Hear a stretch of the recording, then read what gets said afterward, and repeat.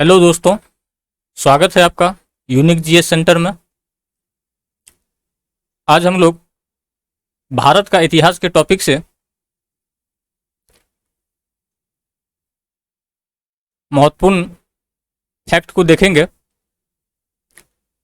तो बिना देर किए हुए चलिए आगे बढ़ते हैं।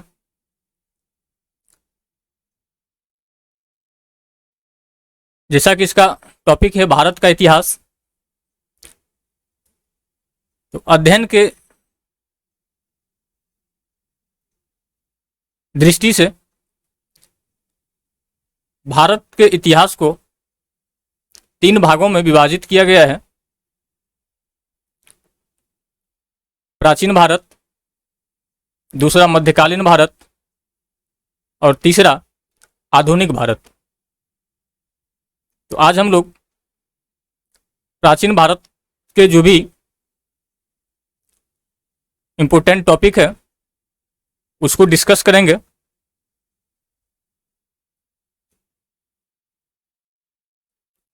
तो पहला जो टॉपिक है वो आता है प्राचीन भारतीय इतिहास के स्रोत। प्राचीन भारतीय इतिहास के स्रोत। तो प्राचीन भारतीय इतिहास के स्रोत का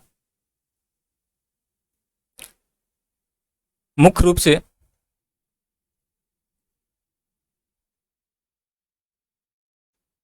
4 विवरण है। पहला है धर्म ग्रंथ, दूसरा है ऐतिहासिक ग्रंथ, तीसरा विदेशियों का विवरण और चौथा पुरातत्व संबंधी साक्ष्य। तो आइए इसको एक एक करके देखते हैं।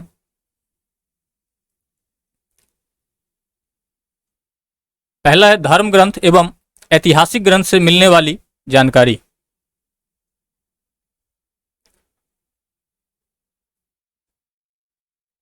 भारत का सर्वप्राचीन धर्म ग्रंथ वेद है और वेदों को संकलित करने का श्रेय कृष्ण द्वैपायन वेद व्यास को जाता है। वेदों को संकलित करने का श्रेय कृष्ण द्वैपायन वेद व्यास को जाता है। वेद संस्कृत भाषा के विद धातु से बना है, जिसका अर्थ है जानना या ज्ञान प्राप्त करना। वेदों को श्रुति के नाम से भी जाना जाता है, क्योंकि वैदिक मंत्रों को बहुत दिनों तक सुनकर सुरक्षित रखा गया है। इसीलिए वेद को श्रुति के नाम से भी जाना जाता है। नेक्स्ट पॉइंट है प्रथम 3 वेद को वेद त्रयी कहा जाता है।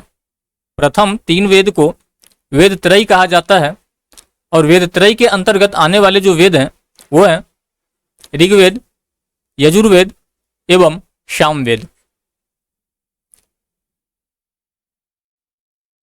वेदों की कुल संख्या है 4। पहला ऋग्वेद, दूसरा यजुर्वेद, तीसरा सामवेद तथा चौथा अथर्ववेद। तो आइए एक एक करके इसको डिस्कस करेंगे। पहला आता है ऋग्वेद। यह सबसे प्राचीन एवं सबसे विशाल वेद है।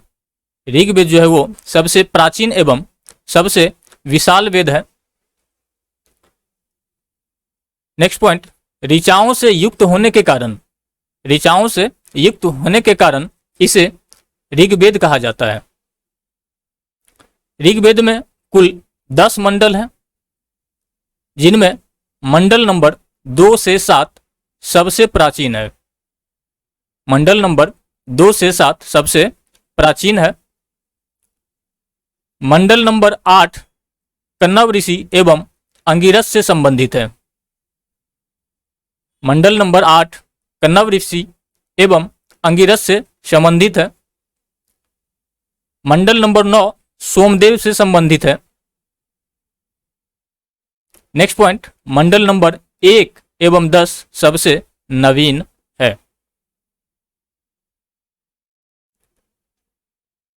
तो सबसे प्राचीन मंडल 2 से 7 तथा सबसे नवीन मंडल 1 एवं 10 है।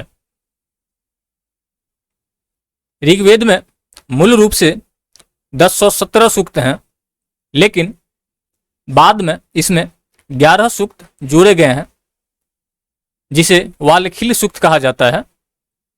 इस तरह ऋग्वेद में कुल सूक्तों की संख्या 1028 हो जाती है।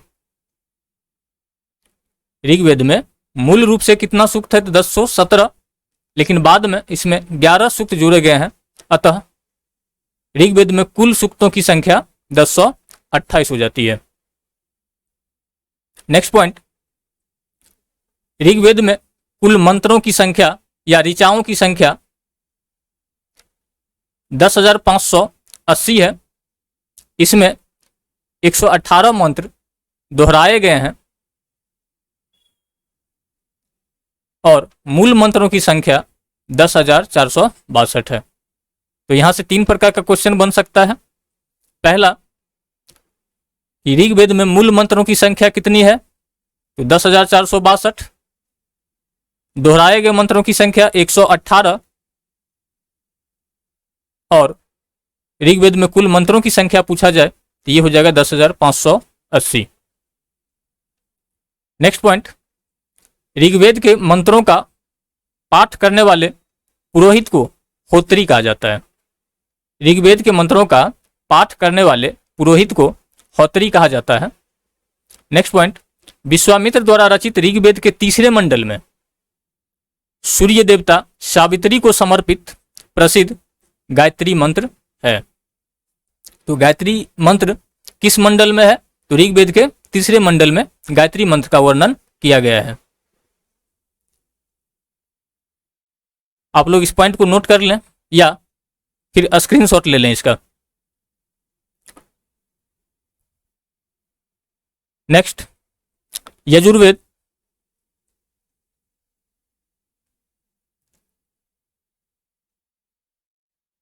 यजु शब्द से मिलकर बना हुआ है। यजु मतलब होता है यज्ञ, अर्थात यज्ञ से संबंधित होने के कारण इसे यजुर्वेद कहा गया है। यज्ञ से संबंधित होने के कारण इसे यजुर्वेद कहा गया है। यजुर्वेद की 2 शाखाएं हैं। पहला कृष्ण यजुर्वेद, जो गद्य एवं पद दोनों में रचा गया है, और दूसरा शाखा है शुक्ल यजुर्वेद, जो केवल पद में रचा गया है। सस्वर पाठ के लिए मंत्रों तथा बलि के समय अनुपालन के लिए नियमों का संकलन यजुर्वेद कहलाता है। यजुर्वेद के पाठकर्ता को उधर्वयु कहते हैं।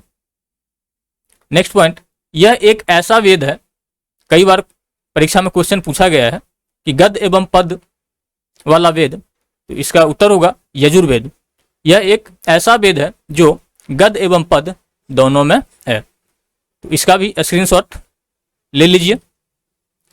नेक्स्ट, सामवेद। शाम अर्थात गायन, शाम का मतलब होता है गायन। तो शाम अर्थात गायन से संबंधित होने के कारण इसका नाम सामवेद पड़ा। संगीत की प्रथम जानकारी कहां से मिलती है? तो सामवेद से मिलती है। इसमें कुल 1810 मंत्र हैं, जिसमें 261 मंत्र दोहराए गए हैं और मूल मंत्रों की संख्या 1549 है। तो यहां भी 3 प्रकार का क्वेश्चन बनेगा कि सामवेद में मूल मंत्रों की संख्या, तो मूल मंत्रों की संख्या 1549, दोहराए गए मंत्रों की संख्या 261 तथा कुल मंत्रों की संख्या अगर पूछा जाए तो इसका उत्तर हो जाएगा 1810। सामवेद के पाठकर्ता को उदात्री कहते हैं। सामवेद के पाठकर्ता को उदात्री कहते हैं। नेक्स्ट पॉइंट, इस वेद को भारतीय संगीत का जनक कहा जाता है। सामवेद को भारतीय संगीत का जनक कहा जाता है। नेक्स्ट पॉइंट,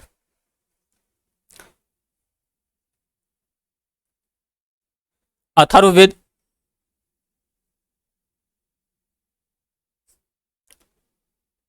अथर्वा ऋषि के नाम पर इस वेद का नाम अथर्ववेद पड़ा। किस ऋषि के नाम पे? तो अथर्वा ऋषि के नाम पर इस वेद का नाम अथर्ववेद पड़ा।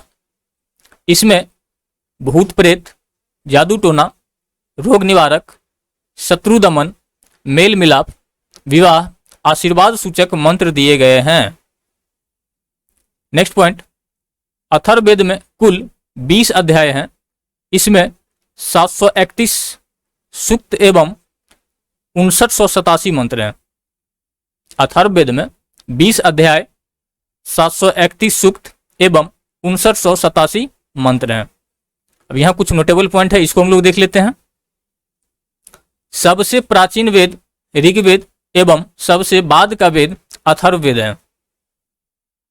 वेदों को भली भांति समझने के लिए 6 वेदांगों की रचना हुई है। वेदों को भली भांति समझने के लिए 6 वेदांगों की रचना हुई है। ये हैं शिक्षा, ज्योतिष, कल्प, व्याकरण, निरुक्त तथा छंद। पहला शिक्षा, दूसरा ज्योतिष, तीसरा कल्प, चौथा व्याकरण, पांचवा निरुक्त और छठा छंद।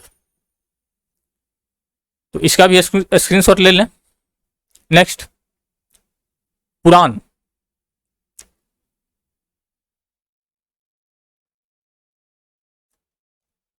भारतीय ऐतिहासिक कथाओं का सबसे अच्छा क्रमबद्ध विवरण पुराणों में मिलता है। भारतीय ऐतिहासिक कथाओं का सबसे अच्छा क्रमबद्ध विवरण कहाँ मिलता है? तो ये पुराणों में मिलता है। इसके रचयिता लोमहर्ष अथवा इनके पुत्र उग्रश्रवा माने जाते हैं। पुराण के रचयिता लोमहर्ष अथवा इनके पुत्र उग्रश्रवा माने जाते हैं। इनकी संख्या 18 है।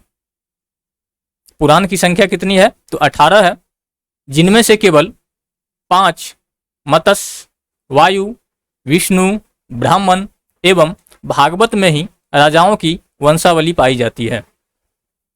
नेक्स्ट पॉइंट, पुराणों में मत्स्य पुराण सबसे प्राचीन एवं प्रामाणिक है। नेक्स्ट, अधिकतर पुराण सरल संस्कृत श्लोक में लिखे गए हैं। स्त्रियां तथा शूद्र जिन्हें वेद पढ़ने की अनुमति नहीं थी, वे भी पुराण सुन सकते थे। यहां भी कुछ नोटेबल पॉइंट है, इसको भी हम लोग ध्यान देते हैं। स्त्री को सर्वाधिक गिरी हुई अर्थात सबसे खराब स्थिति कहां से प्राप्त होती है? ये प्राप्त होती है मैत्रेयनी संहिता से, जिसमें जुआ और शराब की तरह स्त्री को पुरुष का तीसरा मुख्य दोष बताया गया है। मैत्रेयनी संहिता में जुआ और शराब की तरह स्त्री को पुरुष का तीसरा मुख्य दोष बताया गया है। नेक्स्ट पॉइंट, शतपथ ब्राह्मण में स्त्री को पुरुष का अर्धांगिनी कहा गया है। शतपथ ब्राह्मण में स्त्री को पुरुष का अर्धांगिनी कहा गया है। स्मृति ग्रंथों में सबसे प्राचीन एवं प्रामाणिक मनु स्मृति मानी जाती है। नेक्स्ट पॉइंट, जातक में बुद्ध की पूर्व जन्म की कहानी वर्णित है। नेक्स्ट, जैन साहित्य को आगम कहा जाता है। जैन साहित्य को क्या कहा जाता है? आगम कहा जाता है। जैन धर्म का प्रारंभिक इतिहास कल्पसूत्र से ज्ञात होता है। जैन धर्म का प्रारंभिक इतिहास कल्पसूत्र से ज्ञात होता है। जैन ग्रंथ में भगवती सूत्र में महावीर के जीवन कृत्यों का वर्णन मिलता है। नेक्स्ट पॉइंट, अर्थशास्त्र के लेखक कौन है? चाणक्य। दूसरा नाम कौटिल्य, तीसरा नाम विष्णुगुप्त के नाम से भी जाना जाता है। अर्थशास्त्र 15 अधिकरणों एवं 180 प्रकरणों में विभाजित है। तो क्वेश्चन बनेगा, अधिकार कितने अधिकरणों एवं कितने प्रकरणों में विभाजित है? तो अर्थशास्त्र 15 अधिकरणों एवं 180 प्रकरणों में विभाजित है। अर्थशास्त्र से मौर्यकालीन इतिहास की जानकारी प्राप्त होती है। नेक्स्ट पॉइंट, संस्कृत साहित्य में ऐतिहासिक घटनाओं को क्रमबद्ध लिखने का प्रयास सर्वप्रथम कल्हण द्वारा किया गया। संस्कृत में साहित्य इतिहास में ऐतिहासिक घटनाओं को क्रमबद्ध लिखने का प्रयास सर्वप्रथम किसके द्वारा किया गया? कल्हण द्वारा किया गया। कल्हण द्वारा रचित पुस्तक रजत रंगिनी है। जिसमें कश्मीर के इतिहास का वर्णन है। नेक्स्ट पॉइंट, अष्टाध्यायी संस्कृत व्याकरण की प्रथम पुस्तक है। अष्टाध्यायी संस्कृत व्याकरण की प्रथम पुस्तक के लेखक कौन है? तो पाणिनि है। अष्टाध्यायी के लेखक कौन है? पाणिनि है। नेक्स्ट,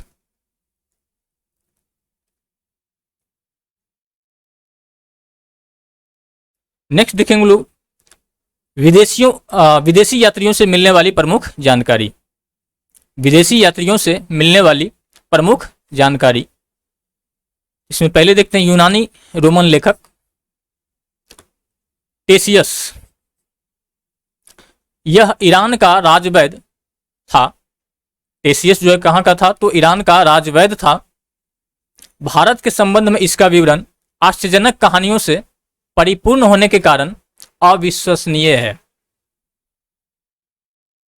नेक्स्ट, हेरोडोटस, इसे इतिहास का पिता कहा जाता है। हेरोडोटस को इतिहास का पिता कहा जाता है। इसने अपनी पुस्तक हिस्टोरिका में 5वीं शताब्दी ईसा पूर्व के भारत फारस के संबंध का वर्णन किया है, परंतु इसका विवरण भी अफवाहों पर आधारित है। नेक्स्ट, सिकंदर के साथ आने वाले लेखकों। तो सिकंदर के साथ आने वाले लेखकों में शामिल निरियाकस, अनेस्क्रिस्टस तथा आस्टियोबुलस के विवरण अधिक प्रामाणिक एवं विश्वसनीय है। सिकंदर के साथ आने वाले लेखकों में निरियाकस, अनेस्क्रिस्टस तथा आस्टियोबुलस के विवरण अधिक प्रामाणिक एवं विश्वसनीय हैं। नेक्स्ट है मेगास्थनीज। यह सेल्यूकस निकोटर का राजदूत था जो चंद्रगुप्त मौर्य के राज दरबार में आया था। इसने अपनी पुस्तक इंडिका में मौर्य युगीन समाज एवं संस्कृति के विषय में लिखा है। तो इंडिका, क्वेश्चन पूछा जाएगा इंडिका किसके द्वारा लिखा गया? तो मेगास्थनीज के द्वारा लिखा गया। और इस इंडिका में क्या चीज को वर्णन किया गया है? तो मौर्य युगीन समाज एवं संस्कृति का वर्णन किया गया है। नेक्स्ट, डायमेकस। यह सीरियन नरेश अंतियोकस का राजदूत था जो बिंदुसार के राज दरबार में आया था। इसका विवरण भी मौर्य युग से संबंधित है। Next, Ptolemy. इसने 2री शताब्दी में भारत का भूगोल नामक पुस्तक लिखी। Next, Pliny. इसने प्रथम शताब्दी में नेचुरल हिस्ट्री नामक पुस्तक लिखा। तो इसका भी स्क्रीनशॉट ले लीजिएगा। नेक्स्ट, चीनी लेखक फाहियान। यह चंद्रगुप्त द्वितीय के दरबार में आया था। यह अपने विवरण में मध्य प्रदेश के समाज एवं संस्कृति के बारे में वर्णन किया है। फाहियान किसके दरबार में आया? तो यह चंद्रगुप्त द्वितीय के दरबार में आया था और यह अपने विवरण में मध्य प्रदेश के समाज एवं संस्कृति के बारे में वर्णन किया है। नेक्स्ट, ह्वेनसांग। यह हर्षवर्धन के शासनकाल में आया था। वह नालंदा विश्वविद्यालय में अध्ययन करने तथा भारत से बौद्ध ग्रंथों को एकत्र कर ले जाने के लिए आया था। इसका भ्रमण वृत्तांत CU की नाम से प्रसिद्ध है। ह्वेनसांग नालंदा विश्वविद्यालय में अध्ययन करने तथा भारत से बौद्ध ग्रंथों को एकत्र कर ले जाने के लिए आया था। इसका भ्रमण वृत्तांत CU की नाम से प्रसिद्ध है। नेक्स्ट हम देखेंगे अरबी लेखक अलबरूनी। यह महमूद गजनबी के साथ भारत आया था। अलबरूनी मोहम्मद गजनबी के साथ भारत आया था। इसके द्वारा लिखी गई कृति तहकीके हिंद, जिसका मतलब होता है भारत की खोज, आज भी इतिहासकारों के लिए एक महत्वपूर्ण स्रोत है। Next, Ibn Battuta. इसके द्वारा अरबी भाषा में लिखा गया उसका यात्रा वृत्तांत, जिसे रिहला कहा जाता है। तो रिहला किसके द्वारा लिखा गया? ये लिखा गया इब्न बतूता के द्वारा, जो कहाँ के निवासी थे? मोरक्को के निवासी थे। 1333 ईस्वी में दिल्ली पहुंचने पर इसके विद्वता से, तो इतने ये विद्वान थे कि इसकी विद्वता से प्रभावित होकर सुल्तान मोहम्मद बिन तुगलक ने उसे दिल्ली का काजी मतलब न्यायाधीश नियुक्त किया। तो इब्न बतूता को दिल्ली का काजी या न्यायाधीश कौन नियुक्त किया? तो ये किया मोहम्मद बिन तुगलक ने। नेक्स्ट,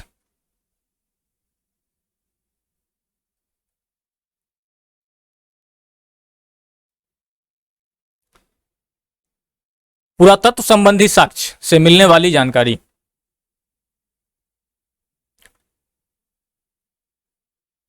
चौदह सौ ईसा पूर्व के अभिलेख बोगाज कोई से वैदिक देवता मित्र, वरुण, इंद्र तथा नासत्य के नाम मिलते हैं। 1400 ईसा पूर्व के अभिलेख बोगाज कोई से वैदिक देवता मित्र, वरुण, इंद्र तथा नासत्य के नाम मिलते हैं। नेक्स्ट पॉइंट, मध्य भारत में भागवत धर्म विकसित होने का प्रमाण ये कहां से मिलता है? तो ये मिलता है यवन राजदूत होलियोडोरस के वेशनगर गरुड़ स्तंभ से। भारत में भागवत धर्म विकसित होने का प्रमाण कहां से मिलता है? तो ये मिलता है यवन राजदूत होलियोडोरस के वेशनगर गरुड़ स्तंभ लेख से। नेक्स्ट पॉइंट, सर्वप्रथम भारतवर्ष का जिक्र कहां से मिलता है? ये मिलता है हाथी गुम्फा अभिलेख में। नेक्स्ट, सर्वप्रथम भारत पर होने वाले हुन आक्रमण की जानकारी कहां से मिलता है? सर्वप्रथम भारत पर होने वाले हुन आक्रमण की जानकारी कहां से मिलता है? ये मिलता है भीतरी स्तंभ लेख से। नेक्स्ट पॉइंट, सती प्रथा का पहला लिखित साक्ष्य कहां से मिलता है? ये मिलता है एरन अभिलेख से। और एक और नोट है कि अभिलेखों का अध्ययन क्या कहलाता है? तो अभिलेखों का अध्ययन इपिग्राफी कहलाता है। अभिलेखों का अध्ययन क्या कहलाता है? तो इपिग्राफी कहलाता है। तो आज का वीडियो हम यहीं समाप्त करते हैं।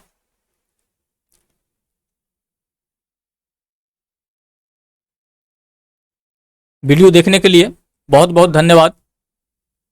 फिर मिलते हैं अगले वीडियो में।